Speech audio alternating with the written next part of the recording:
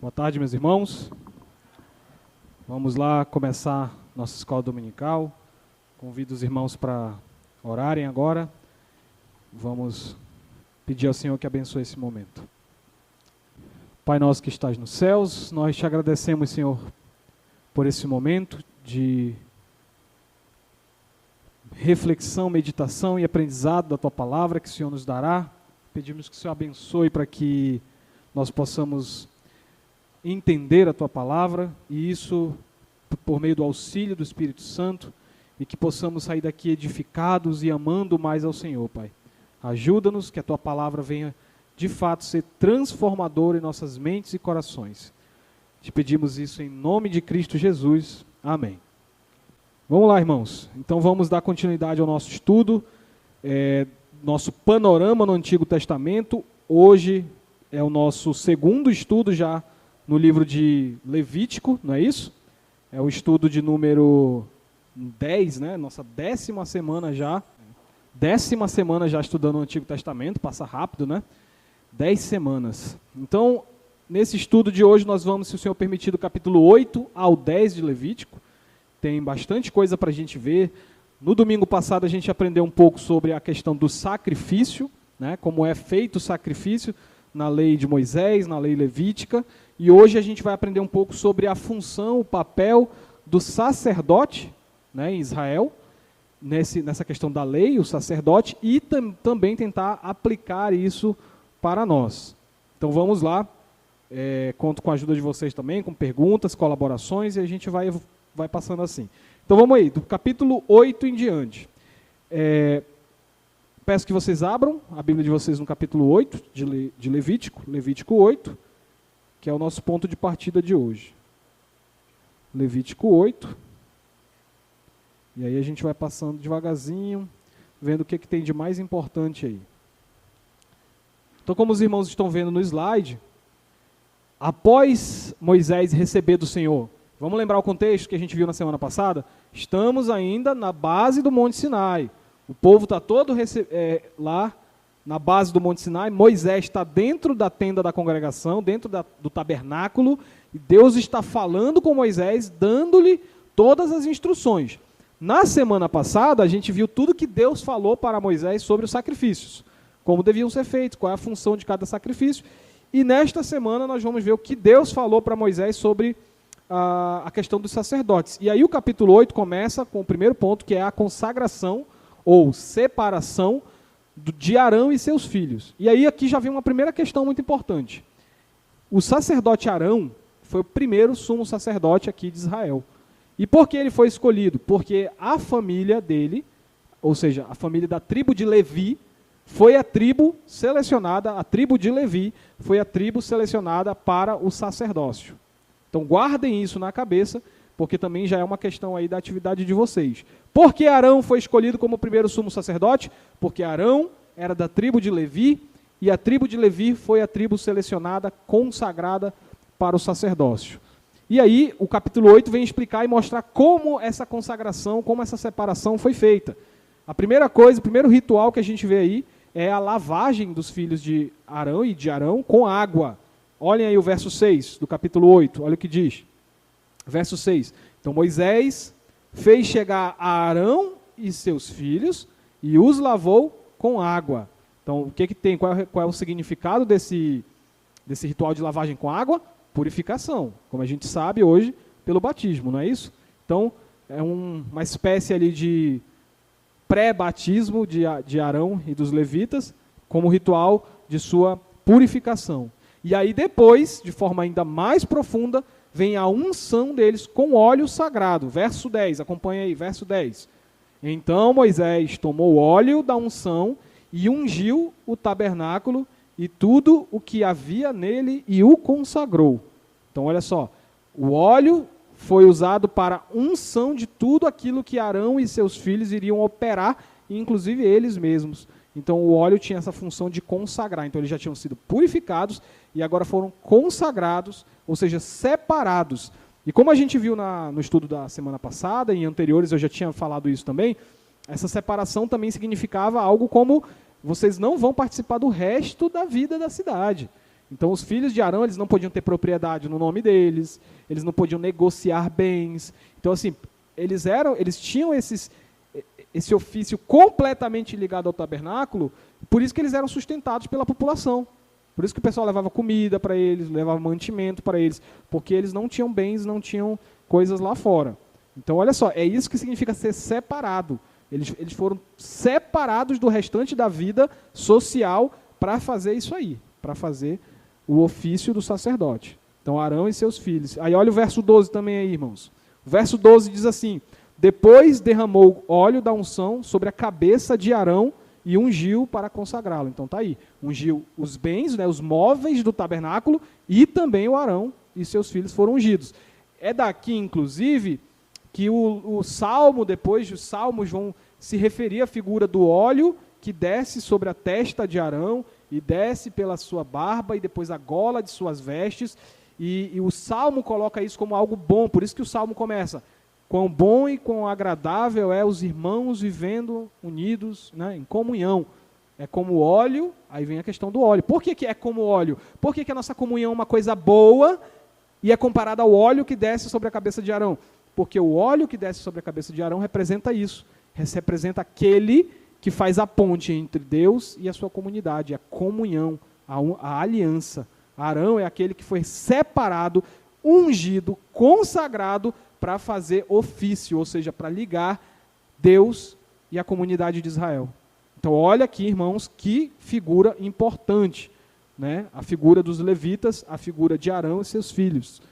Também, eles tinham que se purificar dos pecados, porque eles não podiam chegar na presença de Deus em pecado.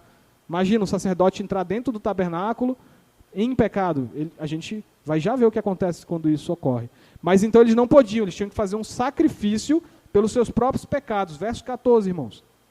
Então fez chegar, né, Arão, seus filhos aí, um novilho de oferta pelo pecado. E Arão e seus filhos puseram as mãos sobre a cabeça do novilho da oferta pelo pecado. Então a gente viu um pouco como funciona esse sacrifício pelo pecado na semana passada. É quando alguém tem um pecado, sacrifica o novilho, põe a mão na cabeça do novilho, o animal é morto, o sangue dele é derramado, e isso leva a culpa do pecador. Certo? A gente viu isso semana passada. É o que Arão está fazendo por ele e pelos filhos dele. Limpando, purificando seus pecados para poder iniciar o serviço religioso. Sim, porque os sacerdotes, apesar de serem lavados, apesar de serem consagrados, eles ainda eram pecadores. Então, um sacerdote, toda vez que iniciava o dia, que para eles lá em Israel, o dia inicia com o pôr do sol, não é de manhã, tá? Então, quando o sol se põe, inicia um novo dia. O que é a primeira coisa que o sacerdote tinha que fazer? Um sacrifício pelos pecados deles. Para depois eles poderem fazer sacrifícios por Israel. Todos os dias o sacrifício pelo seu próprio pecado era feito pelo sacerdote. E isso começa aqui em Levítico 8, tá, irmãos? E depois uma unção final aí para fechar a consagração deles. Verso 30, vão aí. Verso 30, já lá para o final do capítulo. Tomou Moisés também o óleo da unção e do sangue, olha só, misturou, pegou um pouco de sangue também do sacrifício que estava sobre o altar e aspergiu, óleo e sangue, tá, irmãos? Sobre Arão e as suas vestes, bem como sobre seus filhos, os filhos de Arão e as suas vestes, e consagrou Arão e as suas vestes, e a seus filhos, e as vestes dos seus filhos. Então aqui é a unção final para fechar esse rito de consagração. Agora sim, os levitas estão separados. Os levitas não participam mais do resto dos ofícios, dos trabalhos de Israel. Quando tem guerra, os levitas vão pegar a espada para ir para a luta? Não. Não vão. As outras 11 ou 12 tribos vão lutar e eles vão ficar lá no tabernáculo, fazendo sacrifícios, orando, intercedendo, porque essa é a função deles. A função deles não é guerrear. Então, estão separados. Essa é a função do sacerdote. E é sobre isso que trata o capítulo 8, irmãos. Tá? A consagração de Arão e seus filhos, os levitas. Estão consagrados e estão separados. Até aqui, ok? Alguma dúvida sobre a consagração do sacerdote? Lucas já começou com uma pergunta clássica já. Por quê, ou como podemos entender a questão de muitas igrejas por aí, que chamam as pessoas que tocam, cantam no grupo de louvor, fazer alguma coisa de levita? Uma superstição, é um hábito que as pessoas têm, mas que de fato não significa nada, não tem peso espiritual nenhum. separar o grupo de louvor como se fossem levitas não tem função alguma, para falar a verdade. Até porque a gente não tem evidência suficiente para dizer que o coro e os instrumentos no templo em Jerusalém eram tocados por levitas. A gente não tem nenhum indício disso. E aí as funções dos levitas estariam mais associados ao que hoje a gente entende como pastores e presbíteros, porque é quem serve a ceia do Senhor, ou seja, a simbologia do sacrifício, é quem prega a palavra, faz o anúncio ao povo. Então, se fosse para chamar alguém de levita aqui dentro, seria o pastor e os presbíteros, não os músicos. Não os músicos. Então, está totalmente sem base nenhuma isso que as igrejas evangélicas costumam fazer. Não tem base alguma não isso daí. Ok, irmãos? Podemos seguir? Capítulo 9 começa. Então, já foram consagrados, já foram separados os levitas, Arão e seus filhos, e começam os trabalhos, os primeiros sacrifícios, como os irmãos estão vendo aí. Os primeiros sacrifícios, os primeiros trabalhos, vem no capítulo 9, começa com a ordem de Moisés. Capítulo 9, verso 1, irmãos. Ao 8º dia, então depois de todo esse processo longo de santificação, ao 8º dia chamou Moisés a Arão e a seus filhos, e aos anciãos de Israel, e disse: Arão, toma um bezerro para a oferta pelo pecado, e um carneiro para o holocausto, ambos sem defeito, e traze-os perante o Senhor. Então aí Moisés funciona ainda como essa figura que não é um levita, Moisés não é um levita, e ele está acima dos levitas. Isso só existe nesse momento da história. Alguém que não faz parte do sacerdócio, Moisés não é necessariamente um sacerdote, ele está mais para profeta, mas ele se mete no ofício sacerdotal. Isso só acontece aí, e depois a gente vai ver quem participando mais ativamente do serviço sacerdotal. A gente vai ver Davi se mete bastante na questão sacerdotal. A gente vai ver, talvez, lá no tempo de Esdras e Neemias, o pessoal participando um pouco também, misturando o ofício profético com o de sacerdote. E, claro, a gente vai ver o Senhor Jesus mais para frente como aquele que passa por todos esses ofícios. Mas Moisés aqui é um personagem muito interessante, tá? Ele que diz para o sacerdote qual é a função do sacerdote. Interessante a figura de Moisés. Então, ele dá o comando. E aí, se os sacerdotes fizerem tudo corretamente, olha a promessa que Deus faz aí. Verso 6, irmãos, do capítulo 9. Verso 6. E disse Moisés, olha o que Moisés fala: esta coisa que o Senhor ordenou, fareis, e a glória do Senhor vos aparecerá. A gente já falou sobre o que significa a glória do Senhor, lá no último estudo nosso do livro de Êxodo. Quando o tabernáculo termina de ser construído, o último capítulo, capítulo 40 de Êxodo, diz que então a glória do Senhor encheu o tabernáculo. E eu disse naquela ocasião, os que estavam aqui vão lembrar, que quando o texto em hebraico diz a glória do Senhor encheu o tabernáculo, ele quer dizer literalmente que o peso de Deus repousou, habitou dentro do tabernáculo. E aí eu mostrei para os irmãos naquela ocasião que isso significa que é Deus morando no meio do seu povo, Deus relaxando, descansando no meio do seu povo. Isso que significa a glória dele encher o tabernáculo. Ele para, ele descansa, ele repousa, ele habita no meio do seu povo. E é isso que Moisés está prometendo mais uma vez. Olha, sacerdotes, olha, levitas, se vocês fizerem o trabalho de vocês direitinho daqui para frente, fizerem todos os sacrifícios para se consagrar, para consagrar o meu povo, para purificar o meu povo dos seus pecados, se isso tudo for feito de acordo com a lei, de acordo com o que eu estou estabelecendo aqui, da parte de Deus para vocês, Deus vai continuar morando no meio de vocês.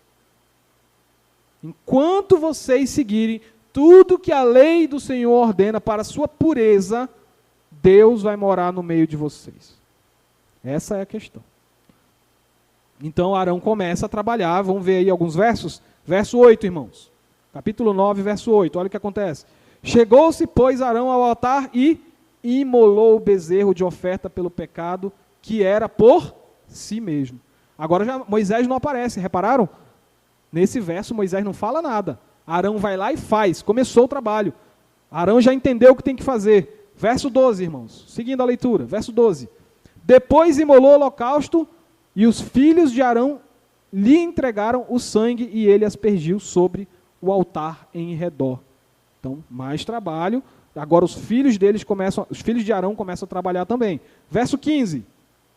Depois fez chegar a oferta do povo, e tomando um bode da oferta pelo pecado, que era pelo povo, o imolou, e o preparou por oferta pelo pecado, como fizera com o primeiro. Então agora o povo também está sendo purificado, está sendo, tendo o seu pecado limpado por esse sacrifício. Verso 18, irmãos.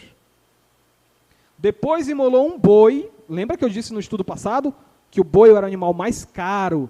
Só se sacrificava um boi numa festa muito grande, porque não era todo mundo que tinha um boi para sair matando. Então olha o que é feito no verso 18. Imolou um boi e o carneiro em sacrifício pacífico, que era pelo povo, e os filhos de Arão, e lhe entregaram o sangue que aspergiu sobre o altar em redor. Olha só, sacrifício pacífico. O que nós vimos no estudo passado sobre sacrifício pacífico? Já não é uma questão de pecado, é louvor, é adoração.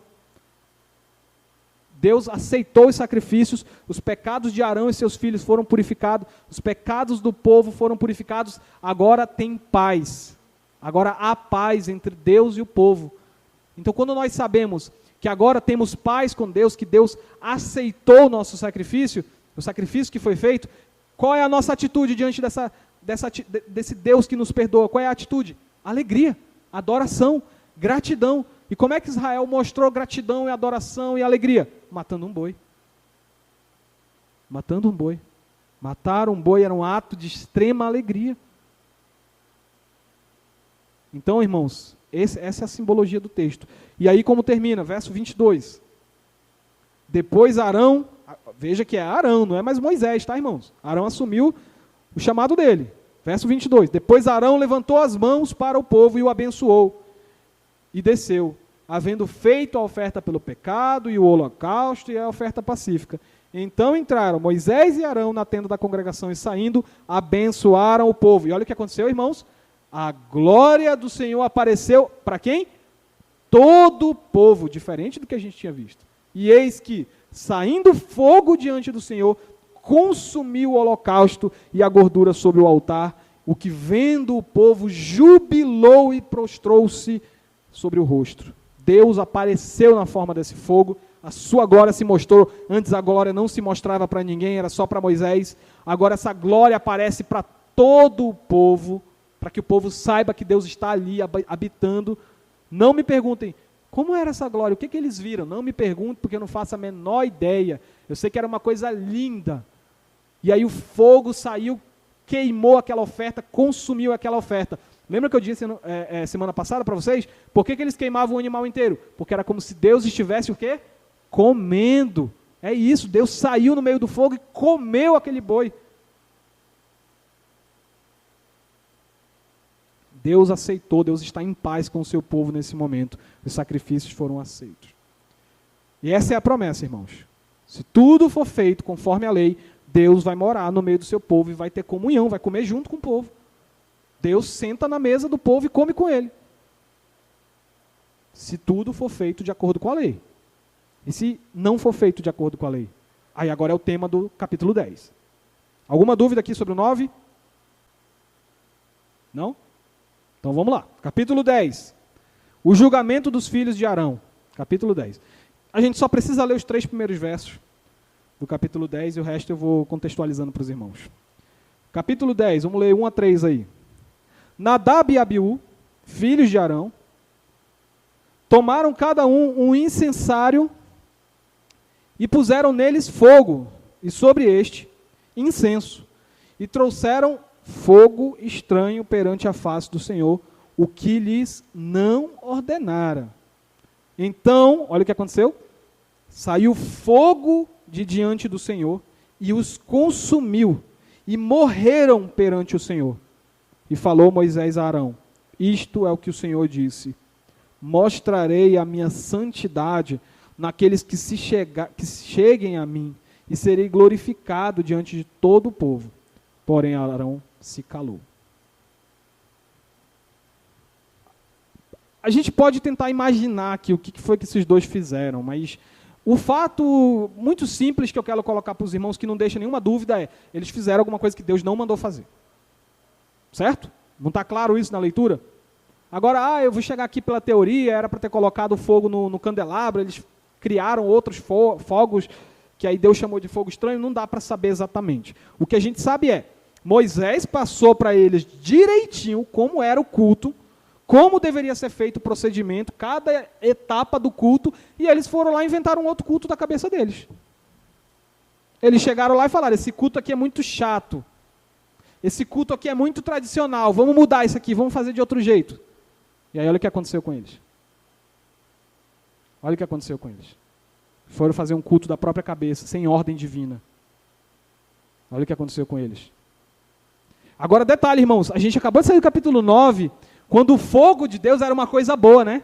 O fogo de Deus apareceu, consumiu aquele animal, era um negócio glorioso, todo mundo ficou feliz com o fogo. Agora é o contrário. 2 filhos de Arão, 2 levitas, 2 sacerdotes, eles eram sacerdotes, Nadab e Abiú.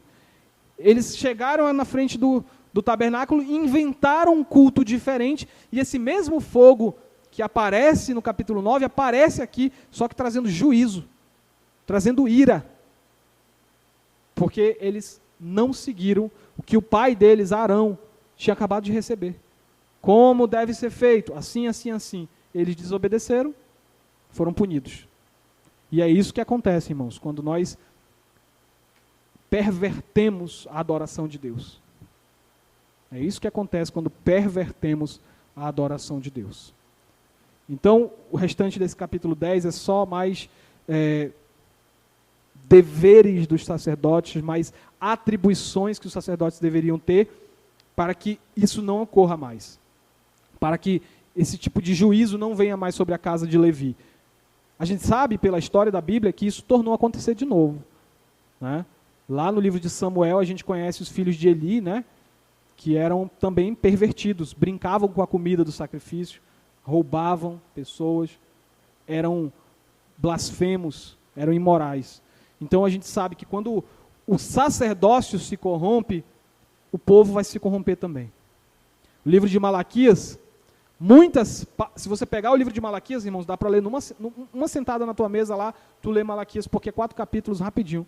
O livro de Malaquias é quase todo Deus se queixando para os sacerdotes. Olha, o meu povo está se prostituindo por causa de vocês, porque vocês estão pervertendo o culto, vocês estão me oferecendo sacrifícios com animais doentes, com animais defeituosos, vocês estão usando o dízimo que o povo dá para vocês e pervertendo o culto, usando o dízimo para coisas que eu não autorizei. Vocês, sacerdotes, estão levando o povo para a prostituição. Esse é o tema de Malaquias. E o tema de Malaquias, esse tema pesado, termina com a profecia de que viria um profeta que iria falar sobre essa perversão. Malaquias termina prevendo a volta de Elias, o profeta Elias.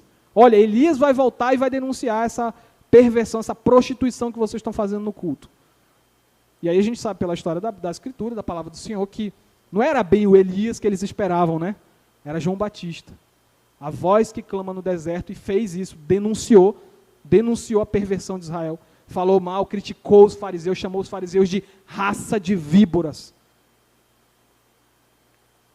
Criticou a casa de Herodes pela perversão, foi preso e foi decapitado João Batista. Mas ele cumpriu a missão dele quando ele viu passar o Cordeiro de Deus que tira o pecado do mundo. Então essa é a história do sacerdócio, irmãos. Se o sacerdócio seguir a lei, há paz entre o povo de Deus e Deus. Se o sacerdócio se perverte, o povo cai em desgraça. Entenderam esse ponto? Está claro esse ponto? Sim? Alguma pergunta? Sim, senhor Lucas.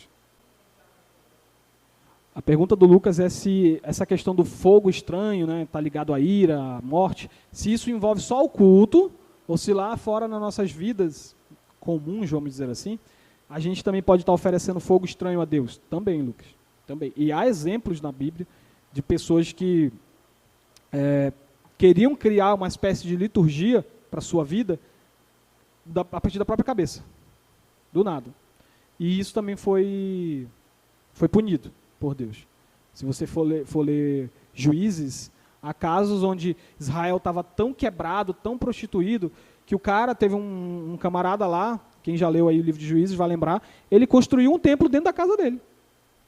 Construiu um templo dentro da casa dele. Eu vou adorar esse Deus aqui, vai ser assim mesmo, a minha vida, é tudo meu. O que importa é o meu coração, o que importa é o meu culto. E aí usa aquela velha palavra, né? A salvação individual, né?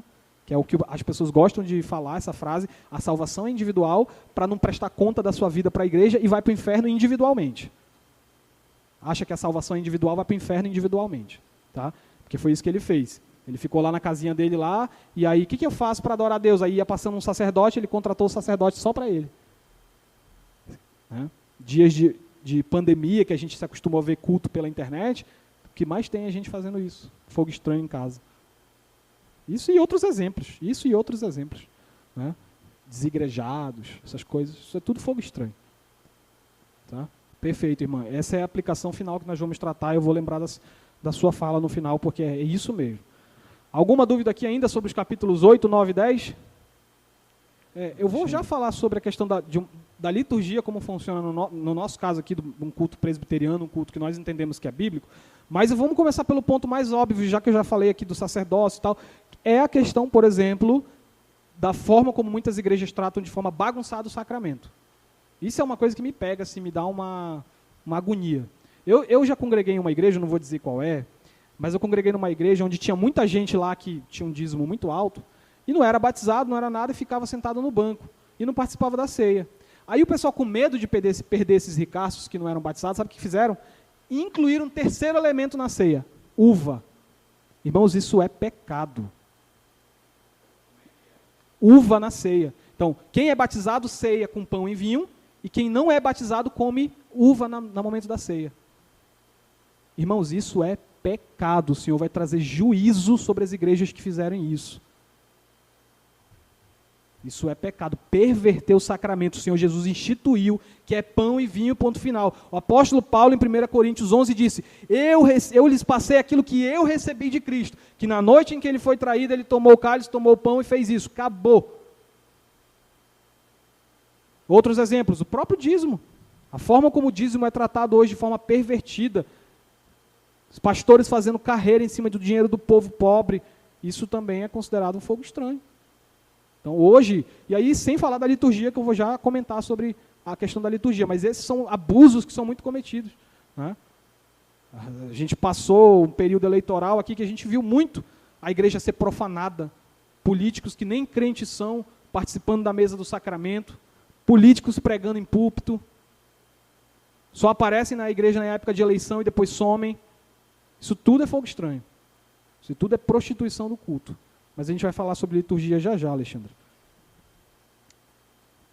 Olha esse ponto aí, muito importante. Cristo como cumprimento do sacerdócio levítico. Jesus, nosso Senhor, não era um levita, irmãos. Jesus, como a gente já viu em estudos anteriores, ele é da tribo de Judá. Mas mesmo assim, assim como Moisés, ele exerceu o sacerdote sem ser levita. Jesus é um sacerdote, mesmo sem ser levita, e ele não precisa, diferente dos levitas, ele não precisa oferecer sacrifício por si próprio. Roda esse texto para mim, Lucas, por favor. Diz aí em Hebreus 7, 26 a 28.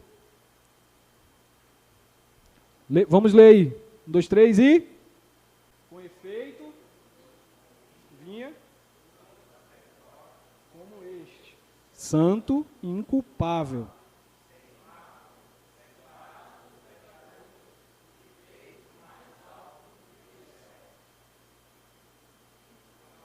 Tem necessidade.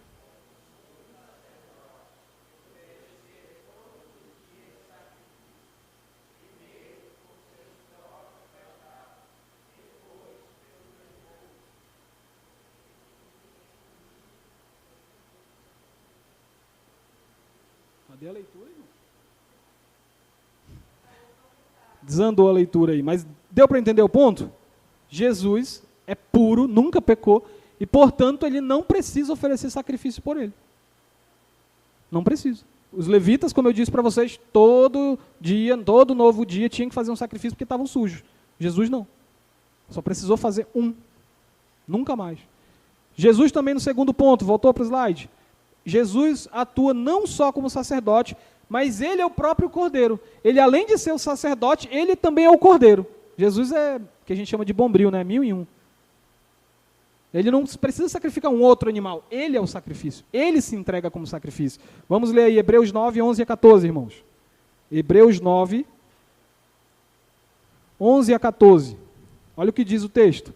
Quando, porém, veio Cristo como sumo sacerdote dos bens já realizados, mediante o maior e mais perfeito tabernáculo, não feito por mãos, quer dizer, não desta criação, não por meio de sangue de bodes e de bezerros, mas, olha isso, irmãos, pelo seu próprio sangue entrou nos santos dos santos, uma vez por todas, tendo obtido eterna redenção.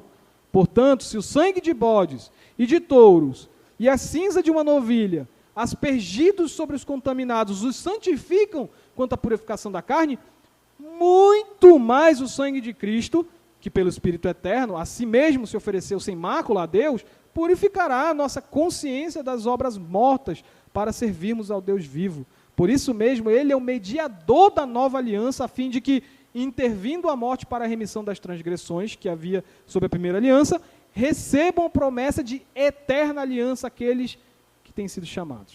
Então, Cristo tem um sangue perfeito, portanto, ele não podia sacrificar um outro animal que era imperfeito. Então, por ser perfeito, ele próprio se entregou como cordeiro. Ele é o sacerdote, ele é o cordeiro. Portanto, esse sacrifício é perfeito. Irmãos, como a gente viu lá em Levítico, o que acontece quando o sacrifício é aceito por Deus? O que Deus faz? Deus? Já esqueceram? A gente acabou de ver isso. Deus aceita o sacrifício e aí ele faz o quê? Ele come. Isso mesmo, Maranilde, está certo. Ele come, ele aceita o sacrifício. E aí, quando ele aceita o sacrifício, o que ele faz? Ele descansa. Ele habita no meio do seu povo. Ele para, relaxa e fica habitando no meio do seu povo. Então, Deus recebeu o sacrifício do seu filho, porque é um sacrifício perfeito. Superior a todos os sacrifícios, superior a todos os sacerdotes da ordem de Levi. Então, Deus aceita Cristo e dá um fim ao sacerdócio levítico. Tanto é que o véu do templo se rasga. Eu não vou ler esse texto de Mateus, de Hebreus, porque a gente leu semana passada o que aconteceu quando Cristo, acho que foi até o Caio que comentou, Caio, né, sobre o véu se rasgando, né, Caio? Caio comentou sobre isso. Quando o sacrifício de Cristo foi recebido, imediatamente o véu que separava o Santo dos Santos se rasgou de cima a baixo e o Santo dos Santos ficou exposto, ficou escancarado. Todo o povo de Deus agora pode adentrar o Santo dos Santos.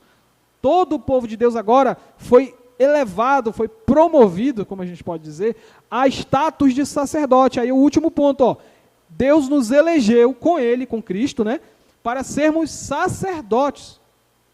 Ou seja, não existem mais leigos. O que é leigo, irmão? É o povo que ficava do lado de fora da tenda. Eu pequei, eu não sei fazer sacrifício, eu não sou levita, eu sou leigo. Então eu entrego o animal para o levita fazer o sacrifício. Não existe mais leigos. Todos nós, todo crente verdadeiro em Cristo é sacerdote. Então, se eu fosse dizer, Lucas, que nem você perguntou, quem é o levita hoje em dia? Todo crente, de alguma forma, é um levita. Porque, usando termos de comparação com a antiga aliança, todo crente hoje tem acesso ao tabernáculo. Todo crente tem acesso aos santos dos santos, à presença do Senhor. Portanto, todos nós, de alguma forma, somos levitas. Vamos ler esse texto aí de 1 Pedro 2,9? Só esse versículo 2,9. Muito conhecido esse texto. Olha só o que diz. Vós, porém, sois raça eleita, sacerdócio real, nação santa, povo de propriedade exclusiva de Deus, a fim de proclamardes as virtudes daquele que vos chamou das trevas para a sua maravilhosa luz. Viu, irmãos? Todos nós somos sacerdotes. Portanto, vamos caminhando aqui para algumas aplicações e acelerar um pouco. Portanto, nós somos os responsáveis por manter um culto que agrada a Deus no padrão que Deus quer. Portanto, nós somos responsabilizados, seremos responsabilizados se a gente perverter o culto. Entenderam a lógica da coisa?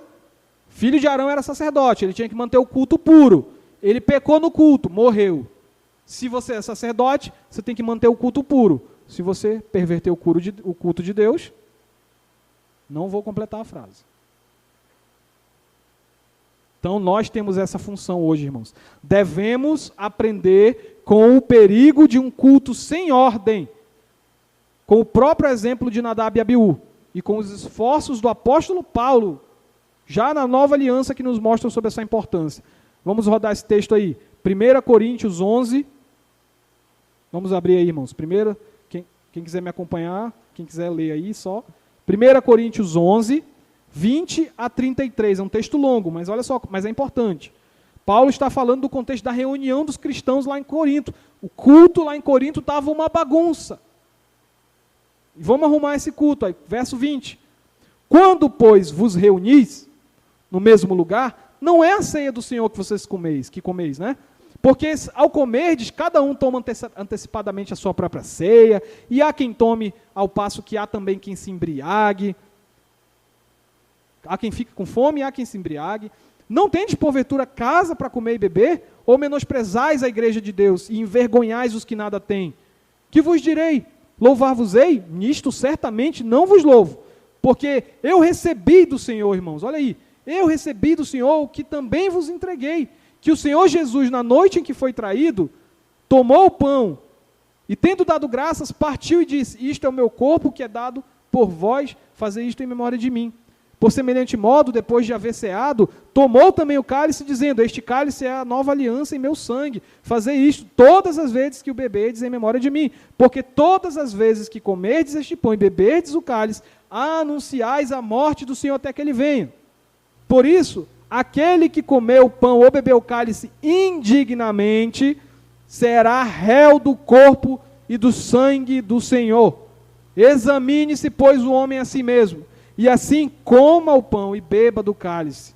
Pois quem come e bebe sem discernir o corpo, come e bebe juízo para si.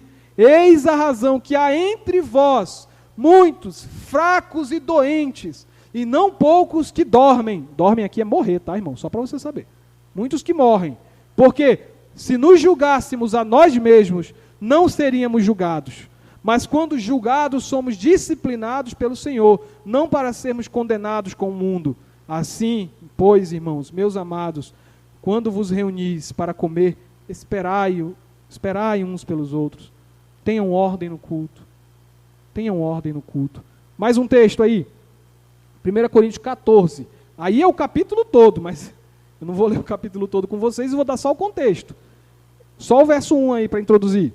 Segui o amor, procurai com zelo os dons espirituais, mas principalmente que profetizeis. Quem já leu 1 Coríntios 14 sabe o contexto. Paulo está ensinando os irmãos a usarem seus dons no culto de forma organizada, porque estava uma bagunça, era gente querendo falar ao mesmo tempo do outro, e gente falando em outras línguas, outros idiomas, e não tinha ninguém para interpretar aquele idioma, e aí ficava uma bagunça, ninguém entendia o que o outro dizia. Era um culto sem ordem, e Paulo está ensinando como cada dom deve se encaixar no culto, para que o culto tenha ordem, para que o culto tenha um andamento solene, e também para que a glória de Deus brilhe no culto, para que os descrentes no nosso meio entendam o que está sendo dito, que eles ouçam a pregação do Evangelho e saiam dali edificados, e para que aqueles que já são crentes, estão aqui dentro, sejam edificados pela palavra de Cristo. O culto precisa ter ordem, irmãos. O apóstolo Paulo está lidando com esse problema, que é o mesmo problema que matou Nadab e Abiú lá atrás. Nós não gostamos, muitas vezes, de as coisas serem muito certinhas, porque talvez vivemos no Brasil, que é um país assim muito espontâneo, que cada um faz o que quer, a gente não gosta muito de organização, né, na nossa cultura. Olha o nosso trânsito como é. Aí a gente vem para a igreja e quer fazer as coisas de qualquer jeito. Não, não, irmãos. Aqui é lugar de ordem e decência. E dentre todos nós que somos sacerdotes, e temos essa função de manter o culto em ordem, há uma classe de crentes que está com essa missão em primeiro plano, que são os nossos líderes. Porque se eu digo para vocês que todos nós somos sacerdotes, pode dar a impressão que então a gente não precisa mais de liderança, né? Se eu sou sacerdote, vocês são sacerdotes, o pastor Melquides está aqui para quê então, né? Mas não, irmãos, o Novo Testamento não nega a figura dos sacerdotes como líderes da igreja, não nega, pelo contrário, todos os crentes são sacerdotes, como a gente leu em 1 Pedro 2,9. Porém, a Bíblia, né, no Novo Testamento, ensina que a igreja deve ser liderada por homens ainda. E aí eu só vou ler esses tópicos, não vamos ver esses textos, os irmãos já conhecem. Jesus entregou a chave dos reinos aos apóstolos, a chave do reino aos apóstolos. Lembra desse episódio? Jesus fala, Simão, Pedro, eu digo que hoje que tu és Pedro, e sobre essa pedra construirei minha igreja. Depois Jesus dá a chave dos reinos, do reino e fala, Pedro, tudo que abrides na terra será aberto no céu. Tudo que será ligado na terra será ligado no céu. É a mesma simbologia. Então, é isso, irmãos. A igreja é liderada por homens que Jesus entregou a chave na mão deles. Os apóstolos tomavam decisões sobre a igreja. Eles realizavam o que a gente chama de concílios. Vai lá em Atos 15 depois e lê na tua casa. Os apóstolos se reunindo e eles tomavam decisão e os restantes dos crentes tinham que aceitar a decisão dos apóstolos. Liderança. O que mais? Terceiro ponto. Os apóstolos ordenam a liderança por meio de presbíteros e diáconos. Os crentes devem se submeter a essa liderança. Então, quando os apóstolos ordenaram a igreja, eles escolheram essas duas classes, dois postos. Presbítero para o ensino e o diácono para servir a obra materialmente falando. Serviço material. Lá vai o seu José Maria com as cumbuquinhas aí servindo. É isso, irmãos. Jesus levantou presbíteros e diáconos para cuidar da igreja. Então, ainda precisamos de orientação para que a gente cuide da igreja com ordem, para que a igreja tenha um discernimento, para que tenha decência. E agora sim vamos falar de como funciona o culto hoje. Antes, tem alguma pergunta sobre o que nós vimos aí agora? Não? Não? Então vamos seguir. Liturgia e vida cotidiana. Aqui eu vou falar exatamente o que a irmã Iranilde disse há pouco. Que nossa vida aqui dentro e nossa vida lá fora, elas estão conectadas. Eu não sou crente só aqui. O culto não acaba aqui no amém. O culto continua, e é isso que nós vamos ver. O domingo e a segunda-feira não podem estar a um abismo de distância. O culto e a vida cotidiana não podem estar desligados. Irmãos, a nossa liturgia, ela funciona de forma muito organizada aqui na igreja. Ela tem uma ordem litúrgica. Quem vai dirigir o culto aqui recebe na semana um papelzinho dizendo o que vai ter, que leitura bíblica vai ser feita, que hino vai ser cantado, tudo antecipado, para a pessoa saber a ordem do culto. E a ordem litúrgica do nosso culto, basicamente, tem esses 5 elementos aí, ó. Chamada, confissão, gratidão, edificação e envio. O que é cada um negócio desse aí? Vamos ver. A chamada é nós sermos chamados por Deus para adorar. Primeira coisa é isso. Nós chegamos aí, está tomando um café lá, quando o irmão ou a irmã que está aqui na frente diz, irmão, vamos começar o culto? Isso é uma chamada. Venham, é hora de adorar a Deus. E aí nós lemos um salmo, nós lemos algum texto nesse sentido, de chamar o povo para começar a desligar a chavezinha das coisas lá de fora. Comece a esquecer os negocinhos lá de fora, comece a esquecer futebol, comece a esquecer trabalho, comece a esquecer esses negócios, porque está na hora de entrar no Santo dos Santos. E se você não se purificar antes, você não vai participar desse culto. Comece a deixar de fora o que não deve vir para cá para dentro. E aí vem a segunda parte do culto. Nós confessamos a Deus os nossos pecados. A confissão, na presença do Senhor, confessamos nossos pecados. Ou seja, estou na presença de um Deus que é puro, que é santo. Então, primeiro eu devo confessar a Ele que eu não sou puro, que eu não sou santo, mas que em Cristo Jesus Ele nos aceite. Pelo sacrifício de Cristo, o Cordeiro que é puro, o sacerdote puro, Jesus Cristo, que ofereceu um sacrifício agradável a Deus, nós pedimos, Senhor, pelo nome dEle, nos aceite. Irmãos, se não fosse o sacrifício de Cristo e a gente aparecesse na presença de Deus, não ia sair um vivo daqui. É Cristo que nos garante um culto diante do Pai. É o sacrifício perfeito, é o sangue dele que faz com que a gente saia daqui vivo e não torrado, igual Nadab e Abiú. Terceira parte do culto, gratidão. Ora, Deus aceitou, irmãos, o sacrifício de Cristo. Nós somos lembrados todo domingo disso. Deus aceitou o sacrifício. Qual é a nossa atitude agora? Irmã Iranilde, matar um boi, né? Aí como a gente não vai fazer isso aqui na igreja, né, irmã? Matar um boi, o que a gente faz? A gente declara com as nossas palavras, com o nosso coração. A gente viu isso no domingo passado. O Senhor não se importa com a carne dos animais, Ele quer corações gratos. A gente não viu isso no domingo passado? Então é isso que a gente faz, a gente canta em louvor a Deus. É a hora que a gente, digamos assim, mata um boi espiritualmente. A gente canta com alegria. A gente deixa aqui nossas ofertas, nossos dízimos, como forma de gratidão, é um momento de alegria. O Senhor aceitou o sacrifício de Cristo, por isso nós estamos vivos, por isso nós estamos gratos. Então o louvor é racional, é com uma mentalidade de gratidão. Se tu está cantando só a letra da música, mas teu coração está fechado, e não está prestando atenção nas palavras que tu está cantando, se tu está cantando com a boca, mas tua cabeça está pensando na reportagem que tu vai ver quando chegar em casa, cuidado, o Senhor não aceita qualquer tipo de culto.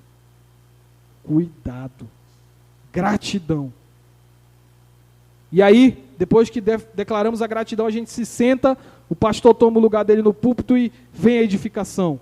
Paramos para ouvir, e também hoje, né, no caso, comer a palavra de Deus, porque Deus está nos alimentando. Quando há paz entre o povo e Deus, Cristo ofereceu sacrifícios ao Pai, então há paz entre o Pai e o seu povo, por causa de Cristo. E aí a gente se senta junto e se alimenta junto. O momento da pregação da palavra, o momento do sermão que o pastor está aqui em cima, é o momento que Deus está dando comida para vocês. E que Deus está comendo junto com a comunidade. Deus está se alimentando, Deus está se alegrando junto com a comunidade. E você está no celular. Deus está no templo, habitando com o seu povo. E você está no celular. Irmãos, vigiem. Misericórdia.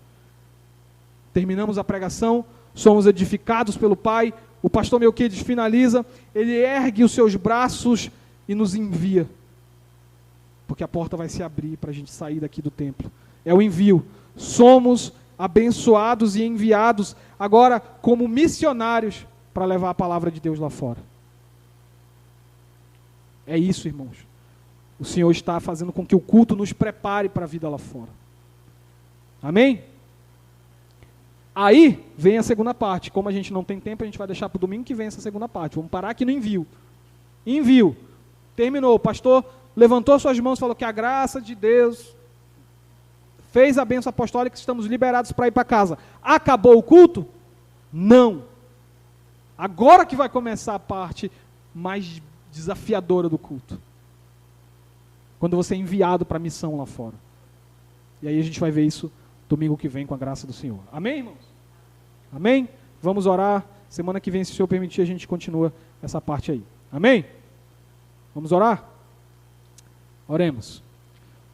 Pai nosso que estás nos céus, nós te agradecemos, Senhor, por esse momento de aprendizado na Tua palavra, esse momento em que o Senhor nos ajudou a entender a seriedade do culto, como o culto é um momento em que o Senhor se faz presente, está ouvindo aquilo que estamos fazendo, está atento aos nossos atos. E, Pai, pedimos que o Senhor nos ajude, Senhor, a prestar um culto agradável ao Senhor. Que o nosso culto tenha ordem, que o nosso culto tenha decência, Pai. Que saibamos nos comportar durante o culto. Que possamos ensinar nossas crianças, nossos filhos, desde pequenos, a respeitar esse momento solene. Que eles possam ser educados na disciplina e no temor do Senhor. Ajuda, Senhor. Ajuda o Teu povo para que aprenda a de fato prestar esse culto agradável ao Senhor. É o que te pedimos, Senhor. No nome de Cristo, pedimos que o Senhor aceite essa oração. No nome dEle, que é santo, nosso sacerdote, nosso cordeiro. No nome dEle te pedimos. Amém.